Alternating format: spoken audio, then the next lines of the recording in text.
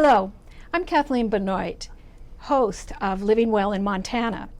Living Well in Montana is made possible by a nonprofit organization headquartered in Billings called Living Independently for Today and Tomorrow, or LIFTT.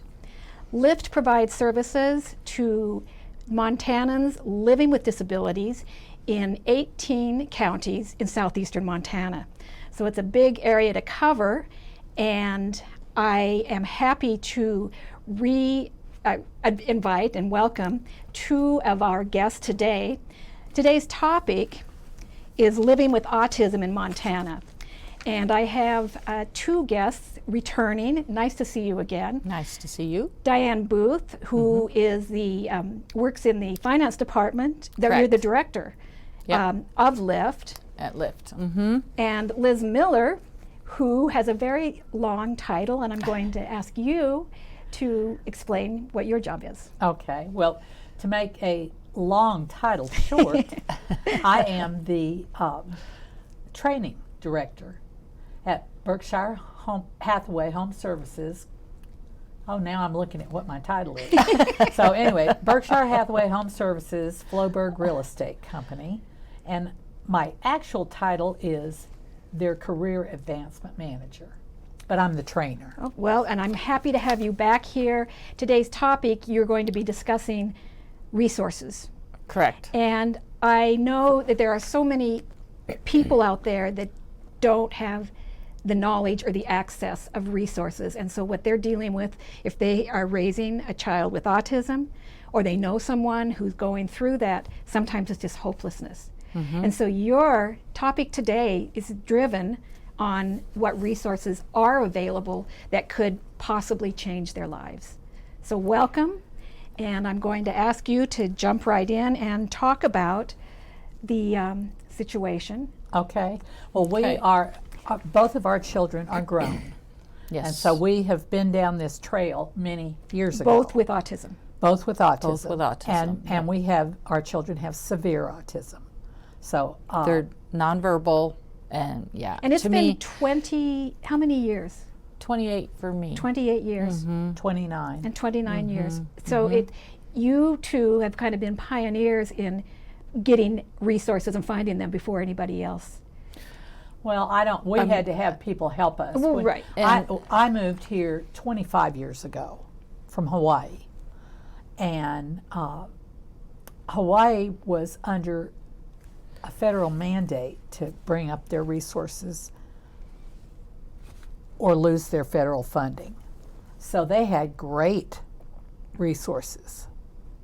And I didn't have to look very far. They came to me. So that was great. But when we got here, it was a different story. Yeah. And So, and here, I mean, we both did the LOVAS program. right, at the beginning, before school age. Yeah, because So- that was what we thought was the best. Even before school age, you should be looking for resources and things like that. But we kind of, we thought here we would talk about starting school. Yeah, because we kind of And- went over this other before. Yeah. And so the first thing you would do is whether your child qualifies for an IEP, which is An individual education plan. Thank you. And I'm sure Yes. many parents know what that should acronym know is, that, but yep. IEP. It's probably the stepping stone that gets things moving. it gets the services your child needs in the school district, or it's supposed to. The plan is supposed to be developed to best educate your child within the school with their system. disabilities. Yes. And so in order to get that accomplished, parents need to first educate themselves on how to write the IEP in the first place. There's so many sections to it. There is first educational, then life skills, then There's a bunch of stuff, and no parent is going to have. We didn't know those things. We were not aware of that before our first IEP happened. And so you rely on the school district, but I think you ought to educate yourself Yeah, you better not. way before you get to your first IEP. That would be my advice. Who is you know the organization that you can contact now. These things have changed dramatically. Yeah. And so it used to be Pluck, Remember we Yes. talked about that Yes. at the last our little last session, and they now, their new name is Montana Empowerment Center, and you can look them up online. They are a website. They have a website. You look them up online, and then you will be connected through that to your area of the state. They are statewide, so they have resources that you can contact and help you through the IEP So they have process. they will also assist you with that. Yes, if you're they stuck will. on it. On the IEP process. I find It's very complex. Yeah, and it's It very is. daunting if you are worrying anyway about getting the best help you can get for your child, and yet you have to sit down and plow through miles all of those paperwork. things. And you relied on the school district to do the best plan for your child, but you also need to know what your best plan is. They might not offer what you would like offered, and so you have to be able to bring that up to them and change the plan accordingly and all of that. So You're going to have to there fight is- for your child the yeah. whole way through. You know, and I think the last time I spoke with you too, that was a theme is Yeah. advocacy, because Yes. for nobody your else is going child, to do it. exactly. And That it is- can be done for people that might Yes, it be can. viewing today. You two are proof that that advocacy paid off with both your children. And it has to continue indefinitely. Yes, so, it does. Yeah. We advocate now. So, yep. So that is a big important piece is the parents. They got to be willing to step in and do what they need to do to get what they want for their children. Yeah. And there's many, many, many private therapies that the children are going to need on top of. Such as, can you give an They're example? going to need speech, and they're going to need occupational therapy. They're going to need behavioral type plans. That LOVOS program, which they actually is called Applied Behavior Analysis Therapy, is what it is now, and that's what that was based on. The actual LOVOS program that was developed by Dr. Lovas in California worked with children that were less than 2 years old and Yeah. up until about 4 years old. You know, the sooner They wanted to get you them start, before school. the better chance the child has. And we personally know one person who actually was successful in Billings. getting their child to reach the point where he was not diagnosed anymore with autism. Yeah, I was surprised to hear that Yeah. you were undiagnosed or something like. Yes. That's amazing. He was diagnosed, but there are several behavioral therapies also. It's just not one. It's Right. just there's several, and they use different methods. And even the school in their IEPs, they will have the OT piece, they will have the speech piece, they will have all of those, but they're not, if your child's nonverbal, you know, a half hour a week is not going to do it. So there is. Now, this program was needs- 40 hours a week. Yeah. And Yeah. Dianne had people in her community and family, I think, that volunteered and helped her with hers. We had 5 people hired. You personally had. We personally had 5 people working for us to cover you that have 40 to, hours a week. set up your own program for that and things like that. So And that can be done, but I would guess that financially it could be very challenging Very for challenging. some families. Very challenging. it is. So- But it's something, and maybe, you know, I mean, that was 20 years ago. It was more than 20 years Yeah, ago. so they have to, like we say, newly diagnosed, they have to research and what's the best for their child, and maybe that's on the list, maybe it's not Well, I think right the now. LOVOS is is no still- longer, I think they have actually improved on that. Yes, they still use ABA, I know They that. do Oh, use yes. applied behavior analysis. Yes, they do. But they've actually started gearing it more towards the individual child. And the LOVOS program was one therapy for all children, and it was one of the best things we ever did when And we is that started. still in place? Is that still a practice? What?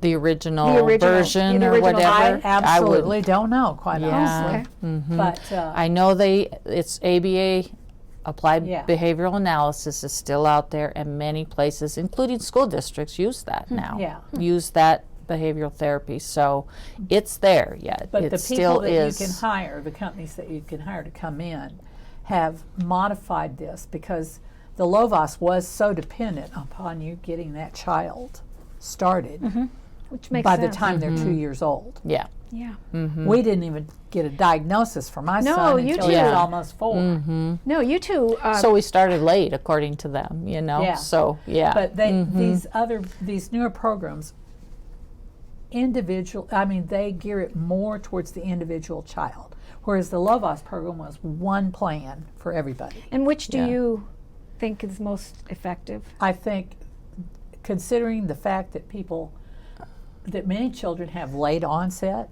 autism, like our children, where they regressed, they were fine, and then they regressed and lost their speech and everything. So that program, like I said, it was the best thing I ever did when I started it, and when I stopped it, it was the other best thing I ever did. Yeah. Because it was.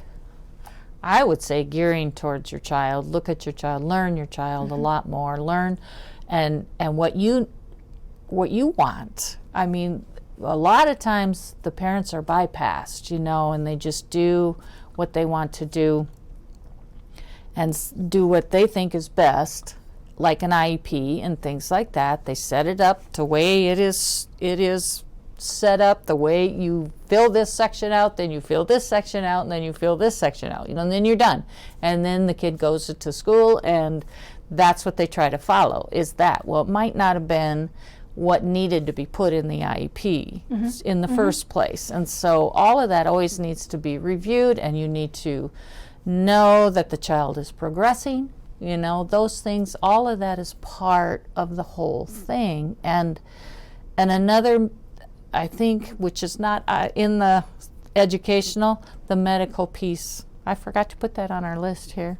But the medical piece is very important, to keep up on medical issues that go on with your kid, which is part of autism. They always have something that needs addressing. Many children with autism have develop seizures during Yep. puberty, sometimes before that. earlier. Yeah. My son started having some seizures. He had his first seizure when he was 15 years old. And we were just stunned, you know. So Yeah. anyway, we went to a neurologist that my father-in-law had used. And he talked to us and he said, you know, he says, I know he's just had one. But he's at the age and the fact that he's got autism like this, I would go ahead and put him on seizure medication and not wait, because he most certainly will probably have more if we don't. So we did it, and Those are things that we have to gauge as I parents. always you know? had problems with it because I felt like we jumped the gun, and we put him on that medication that he would have to be on for the rest of his life so soon, and maybe it was a fluke, da-da-da-da.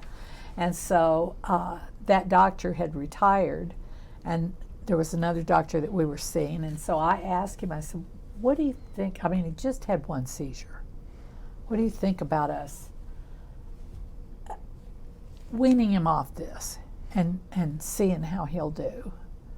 And he said, well, that's not unheard of. that's not a horrible idea. He said it could be worth a try. And so we took a long, long time, twice as long as recommended, to wean him off, you know, very, very gradually. And I felt like he was sharper and more alert Oh, yeah. and could do more things. And I'm not kidding you, 3 weeks after he had taken his last dose of medication, he had a grand mal seizure in the shower upstairs. I knocked my husband to the side. And how old was he at that point? He was, 15? well, by that time, no, he Yes. was older than 15 then. Yeah. He was 17. Oh, when he started it was at 15. Yeah, when we took him off the medication. So then we After that, you say never again, right? Yeah. Well, after that, I thought, we called an ambulance, and by the time we called an ambulance, he was coming back around, and he wanted to get back in the shower. Mm-hmm. Oh. So I said, okay, well, let's just hang, let's wait. And we did, and then he had another one, and then that was bad. Then we went to the hospital in an ambulance, and it was several hours before he really came back to. So I was very scared then. So then we started going back on the medication. But it was not an easy thing. Well, Yeah, I'm it's sure not. always- And yeah. keeping, And it didn't start working. He kept still having seizures. But we finally, there was a new neurologist that specialized in epilepsy that came here. And she was fabulous. Yeah. And I think she was a little bit too forward thinking for this area. But she moved on. Yeah, but she convinced me to go ahead and go gluten-free. She also wanted us to go sugar-free, but I said, that just isn't going to happen. Those are in just this part house. of Well- autism therapies, possible therapies Yes. too, is gluten and sugar. so, and when you say that you've got to deal with the medical side of this all of that all is the part time, of it also. So I have to on say, your trial. an organization like LIFTT, Mm-hmm. in Billings and also located throughout southeastern Montana, they have people that can actually help you work with Social Security, work with Medicaid. Yes. There is help out there, as you've pointed out many, many times, and I just Right. can't stress enough. And that is something I think too, that in the beginning too, when your child is diagnosed, that's another thing. You gotta navigate the school system, you gotta navigate the medical world, you gotta navigate how to get Services. the benefits and the services for your child, Yeah. and then that's where LIFT can come in handy right away, is trying to help you fill out all of the Social Security and Medicaid pieces, and that is a everything. big Yeah. load off of your mind. So that is something that LIFT can do right away. The other benefits and the other services, now I don't know how detailed they can get with getting you on wait lists for services, which is that's where you go to DPHHS, get online with that, and learn how to navigate DPHHS. is- Department of Health and Human Services, and then that gets you to. There's where you got to navigate that website also and learn what services are available. But I and know that things. LIFTT is one of those good resources. Yes, that you can can help give you it- through those things. I was so surprised when I started really understanding the full capacity of services LIFTT offers, and I know there are other ones throughout the area now as well that are working on referral or whatever. But I can't imagine the relief people in Yellowstone County or these rural counties, Right. when they finally discover you can call LIFTT and they'll walk you through that paperwork. Or They'll- just knowing that your child might qualify for something like that, and then to have someone that would help you through that is huge. That is a great. What a relief. Now, Yeah. what about? I want to go back the 20 years or so. And you had some resources in Hawaii. You talked about that. I did, yes. But what about here? What was it like? Were you in I was Montana? rural. Yeah, we were in Montana. We were in Reed Point, Right, and that's actually. right. Yep. And the first thing that happened when Logan was diagnosed, we just went home, and all of a sudden, people started showing up at my door, and I did not know why, and they were from a provider agency, so that was awesome. I mean, that happened for good, but I didn't know that at the time because I had no idea what services or anything. Who sent these Yeah. people to you? Who- I think the school district. It was STEP, that Okay. Interesting. that happened with, and then they started that process for us on the Social Security, on the Medicaid, and all of those kind of things. And so they did help with that, but then still you're on your own, so it would have been nice to know about LIFTT and to know that somebody could actually help you fill out all of this stuff, you know, to help you through those things and stuff. So LIFTT would have been good to know about that. I didn't know anything Well, it was about one LIFTT. of the best kept secrets in Yellowstone County for a long time. I Yeah. mean, I've lived in Billings for 40 Yeah. years, and Yeah. I was aware of Pluck. I'd heard of all of those social service agencies, but Right.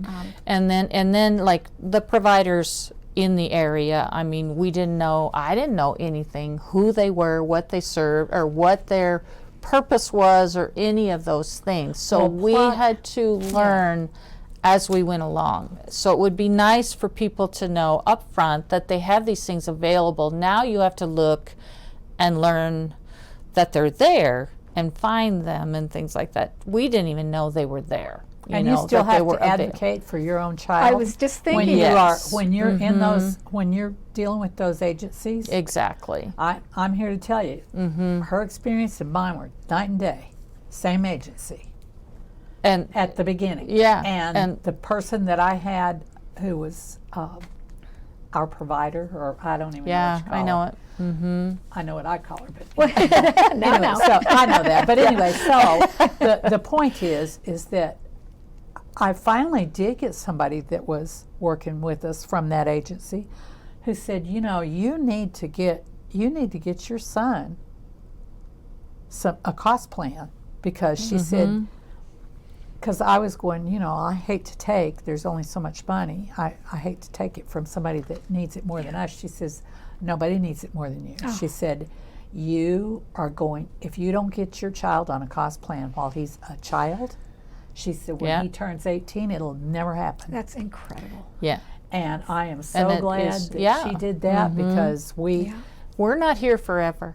no, and And it took so us that- 7 years. We were on Yeah. that waiting list for 7 years. Well, you know, and I think some people are misguided thinking they can rely completely on the school district And to jump into that. And when you say the school district maybe sent that, but Right. I think there's a cautionary tale there as well. you never rely completely on them, because you always go beyond them. You always go beyond them. Yeah.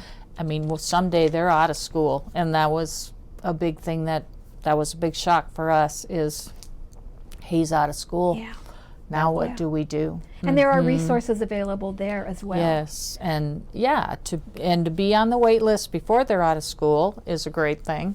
Get on the state wait list. That they'll learn through DPHHS also, and just prepare for them being And be there out of is- school. Yeah, and What also are you going to do with them? they have a self-direct. Oh, yes. And Program. that's To important. talk To about talk that. about that. I need a definition. I Okay, here's what self-direct means. It means you have a certain cost plan Through the state. through Yes. the state. And we worked very hard to get that raised for our son, and she did too, after they turned 18. Because it could be, you know, the cost plan you have before they're 18 is very low. And it doesn't go very far for an adult that is not in school. Because you still have to pay for services. Yeah. Yes, because you do. And so I chose the self-direct plan because I just felt better Direct. about doing that. I choose my own people. can That's, see that. that's I how understand. yeah. And we both were self-direct for quite a while, and it is something that you choose your own. You hire and fire. You have your own. You make your own Schedule and and everything with Yeah. it. And it's and yes. directions and It's everything that another they do. option through the state that a parent can use if they want to use that. So, or they can do agency based. Yeah. And it just goes on and on because these are now adult Right. children with autism. Right. Yes. And I've heard your success stories on both, and congratulations, because I can't imagine how difficult it must be. I want to point out, we have a little bit of time left, but you also had each other to support each other. Just, and I'm hoping there are groups like that throughout Montana, where good people like you can work together.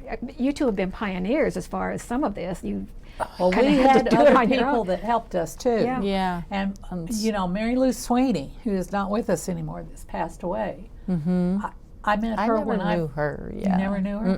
Mm-mm. I did not I met her meet when I first came here, and her son John lived with her, and she was the one that started the Autism Society branch here, and Linda Zermano took that Yeah. over from her. She's a good lady. And Mary Lou's son lived with her until she passed away. And even when she moved from her house, she moved over to the towers on Polly Avenue because he loved to swim, and she moved over there because they had a pool.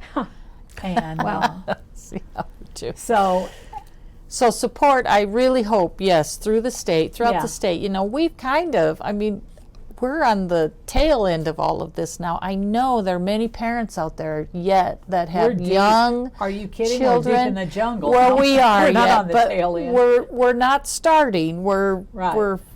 not like people that are in the school and things like that. And I do hope they have parents that are supporting each other. You know, we're out of touch with those parents, Yes, I we think. are. You're right. And it would be nice to know that that is actually still happening and things. Yes, that everybody can still support each other. And Because So, we had a group of about 5 or 6 probably. well, and, more and than it that. must You have think- taken a lot of the weight off your shoulders to It helps, you It know. You helps. still, share yes, your, it your helps. hopes and your fears and your victories and your defeats. And just to get away, just to be able to visit with each other a little bit instead Yeah. of always concentrating on our. There was a lot of time spent on our individual children. So it's nice to talk to somebody else. So name again a couple of the resources people can pick up the phone and call today in this area. If they have a child living with a disability or they know someone, there is hope. Yeah, there are people out there that want to help you. There are. So Montana Empowerment Center, and that's a website they should look at, and they can get Montana numbers. Empowerment Center, Montana Empowerment Center, and then LIFTT. LIFTT, Yep. right here, and also giving, offering support throughout southeastern Montana. Right.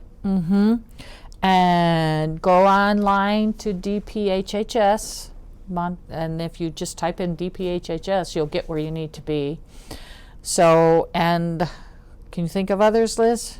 Well, I mean, if you want providers, can LIFTT give a list of the providers or no? I don't think they really keep. See, they're they come not and go. These that- providers come yeah. and go. And I But- can't help you with that. I Yeah, know. So and- I do know that AWARE is still Yeah. pretty large in the And state. DPHHS would give you the list of providers Okay. too. That's where So you that's would go. what you There's- need. You need the current list of providers. Yeah. And And then to know that there's private therapies out there, and my son had 2 that he grew up with, and they are still very close to us, and they did. Great. occupational therapy. Yeah, We it was are just great. Just about out of time. Okay. I cannot thank you enough for coming and talking and sharing your stories and what you have the capacity of doing for listeners. I know you have upcoming programs through December, and I look forward to talking with you again. Thank you both so much, and thank you for leaning on each other too. I think that's a key. We have been doing the resources program for the Living with Autism. Autism, yeah. I'm sorry, Living with That's all right. Autism. Yes. With Dianne Booth, who is with LIFTT, and Liz Miller, who's with Berkshire Hathaway Home Services, Flowbird Real Estate. Fabulous. Thank you, ladies, so much. All right. I'm Thank you Kathleen very Benoit. much. Thank you for joining us. Have a happy holiday, and we'll see you again.